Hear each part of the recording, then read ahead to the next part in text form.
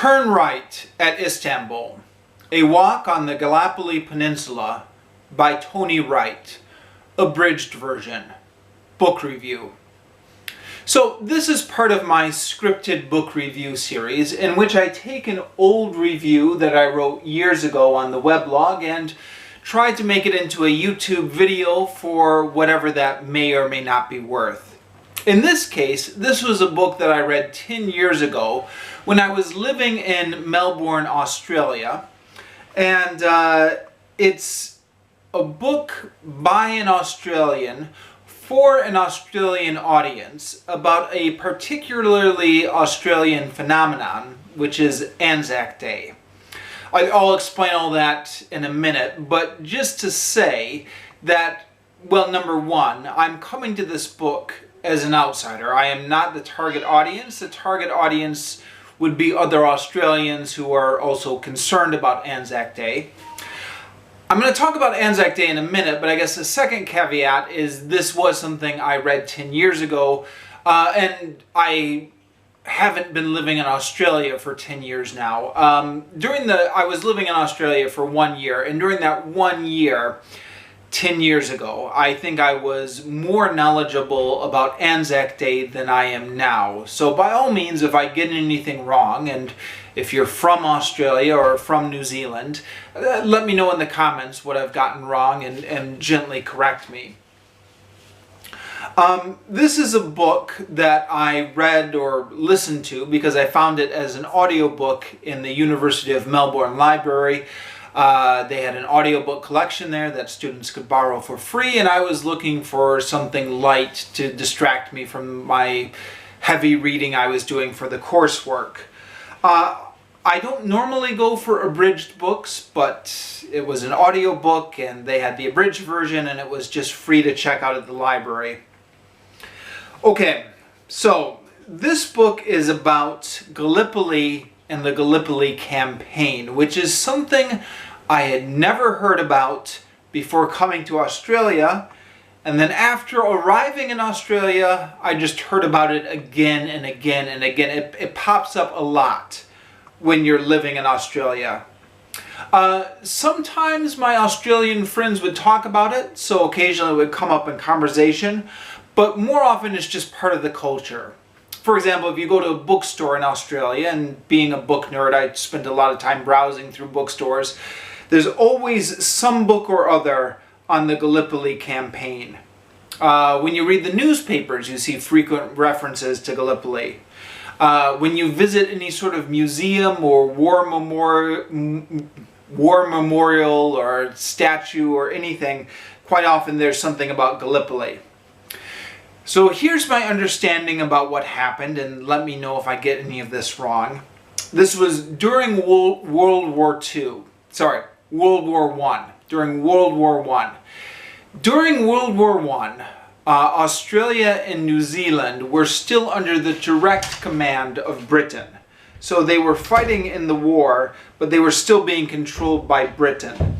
And Britain decided to send the Australian and New Zealand Army Corps, otherwise known as Anzac, Australian New Zealand Army Corps, Anzacs, to invade Turkey by sea from what is called the Gallipoli Peninsula, which I guess is part of Turkey that sticks out into the Mediterranean Sea. It was a complete disaster. A lot of Australians and New Zealanders died on this campaign before the Allied command recognized it was a complete disaster and just aborted the campaign. It's since then, sorry, I'm getting a little ahead of myself. Since then, there's been Anzac Day, which is sort of like Veterans Day in Australia, and I believe it's the same in New Zealand. They have the same day for Anzac Day. And it's, as I said, it's a huge deal over there, although what is a huge deal is somewhat a little bit difficult to decipher, and I'm somewhat getting ahead of myself because this is the subject material of the book, but it's at one point to honor the war dead, to honor the veterans. But it also is, I mean, in America, I think we celebrate more our military victories, and we have the Memorial Day and Veterans Day more built around that, the D-Day or the storming of the beaches at Normandy, etc. Here, this is an incredibly disastrous campaign, so it's not entirely clear if this is a remembrance of the futility of war and how disastrous it can be, or if it's a remembrance of honoring the fallen war heroes and reminding the next generation that war is an honorable thing to do. It's also somewhat tied into Australia's and New Zealand's status with Britain, because Britain was the one who sent them into it. I think it might have even been Winston Churchill who was in charge of it at that time, and one of his decisions. So some sort of resentment maybe against the mother country or beginnings of a national identity was forged here. Now, this particular book, to come back to the book, is by an Australian writer, Tony Wright, who goes to Gallipoli, the Gallipoli Peninsula in Turkey, to retrace the steps of his great uncle, who was a Gallipoli veteran, and to experience an Anzac Day ceremony on Gallipoli itself.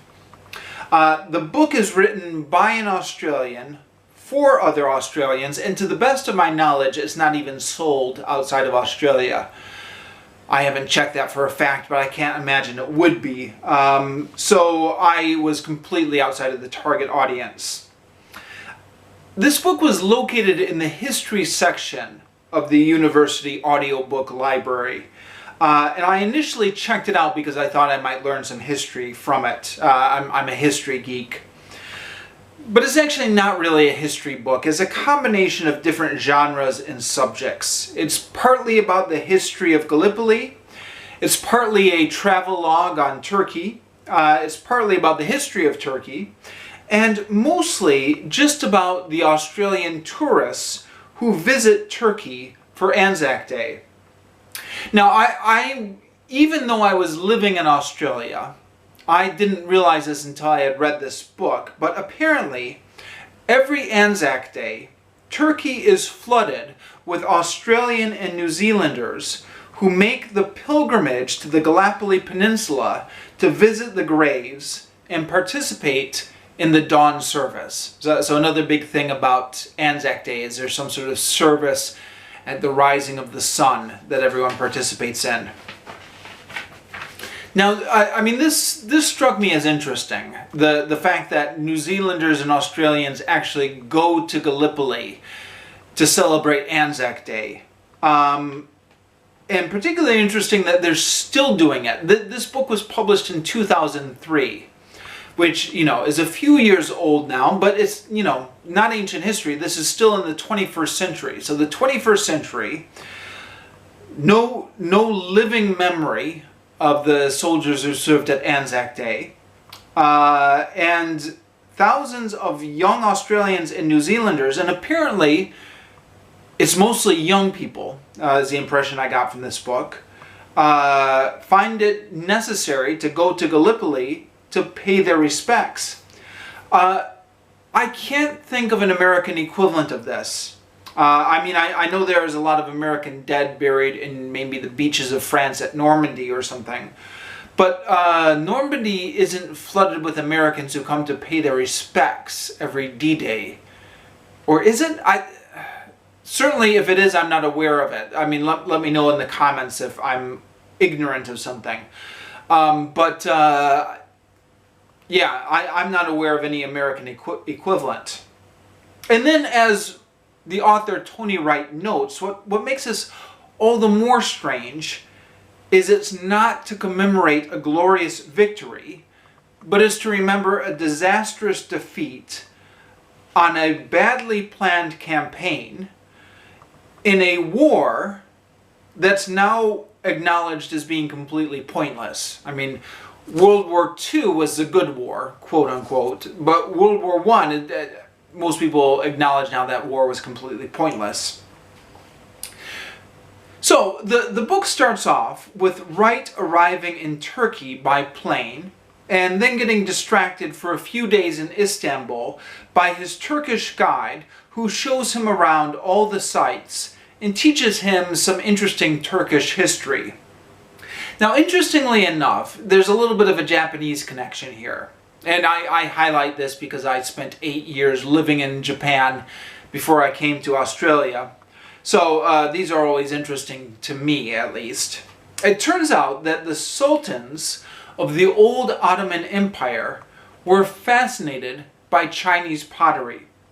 And whenever China couldn't supply the pottery due to one reason or another, internal wars inside China or trading problems, then Japan learned to produce imitation pottery to fill the gap.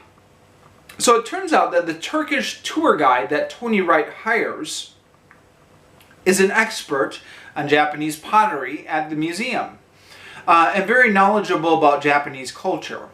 His tour guide gives a very interesting anecdote about September 11th. And again, this book was published in 2003, so just a couple years after September 11th. Apparently, after September 11th, the day after September 11th, every Japanese tourist in Turkey got a phone call saying that their travel insurance would be canceled unless they left Turkey immediately, and in one day, all of the Japanese tourists cleared out of Istanbul. And the Turkish people themselves thought this was really silly, since September 11 happened all the way over in New York, and Turkey was nowhere near it. I mean, I don't know, maybe the fact that Turkey was a Muslim country had something to do with it, but, you know, there are lots of Muslim countries in this world.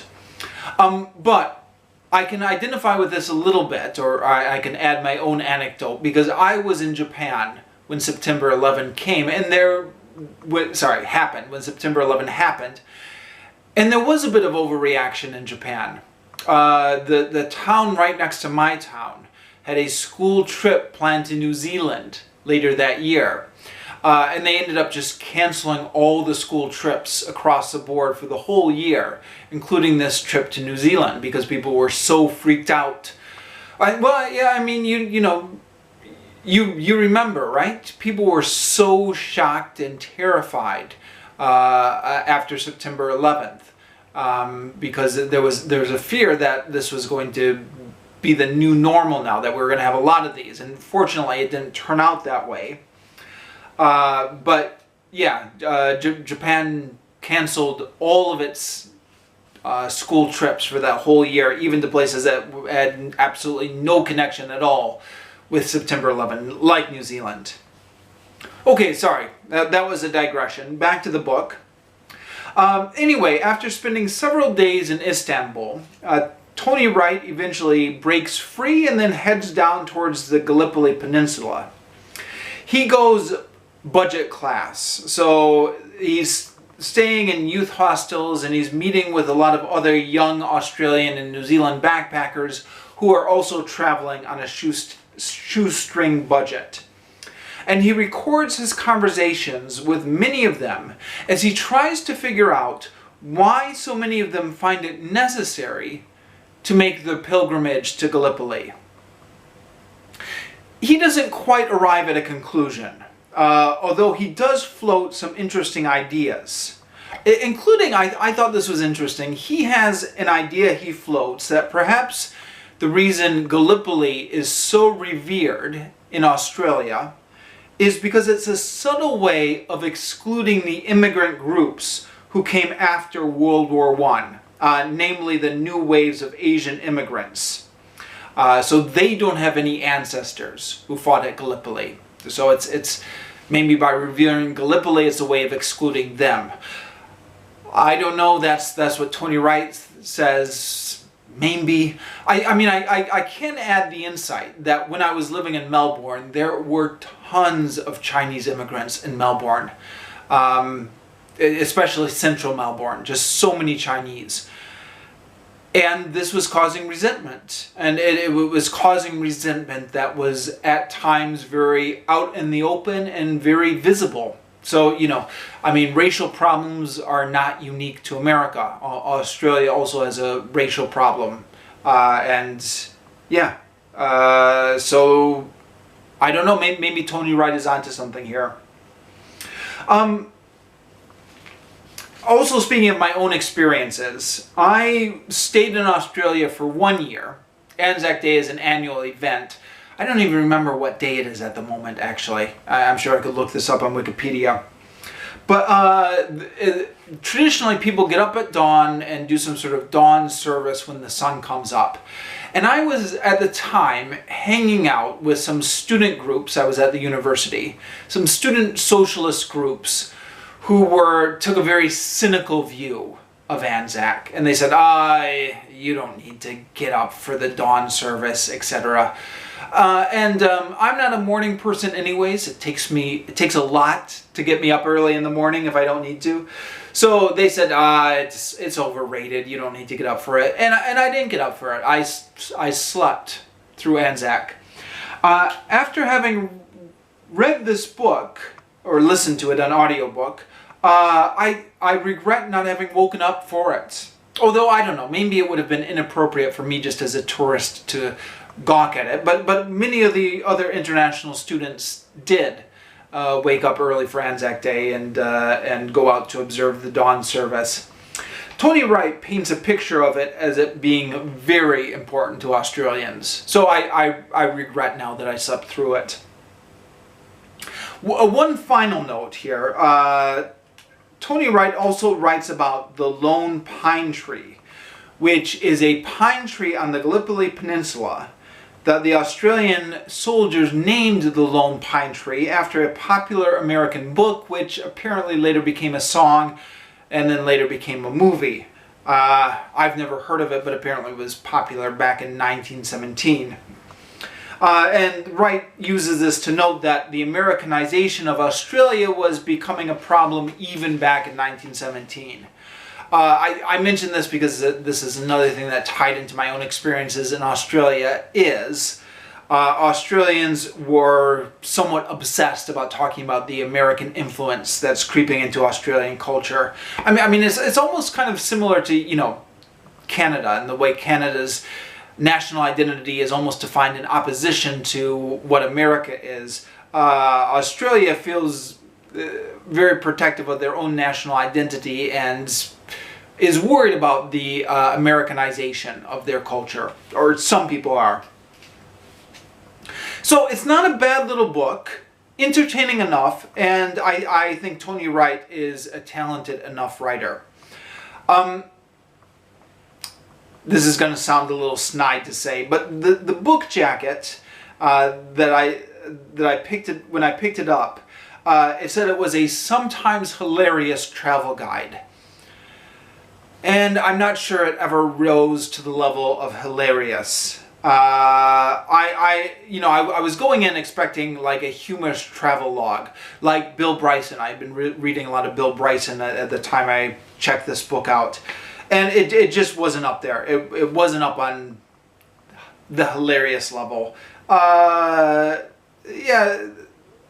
there were some ironic insights, not quite hilarious.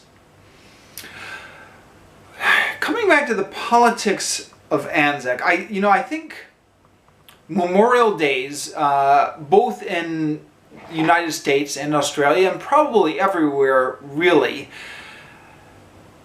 have a strange politics around them, in that it's not quite sure why we're remembering the dead. Are we remembering the dead to say war is a travesty, look at all these people who died senselessly, it must never happen again? Or are we remembering the dead to say these are heroes who died for their country and we would profit by learning from their example? Because the message you would get from that is completely different. And again, to tie this into my own experience in Australia, I was in St. Kilda, which is one of the outskirts of Melbourne City. and there was a statue dedicated to the fallen Australian soldiers. And then there were the words underneath it, "They died so that we might have peace." Which I thought was saying, war is necessary for peace. I don't agree with that. I take more of a pacifist position myself. Now, to fully unpack the pacifism versus the just war theory, I don't want to go down that rabbit hole right now, but I think it's worth noting that there are a number of wars in which Australian soldiers died, in which I think it's relatively uncontroversial to say it had no effect on the peace in Australia. So, for example, the first war that Australia sent soldiers to was the Boer War. Australian soldiers died in there, but what impact did that have? I think Australian soldiers could just have easily not died in the Boer War, and the peace in Australia wouldn't have been any less. World War I.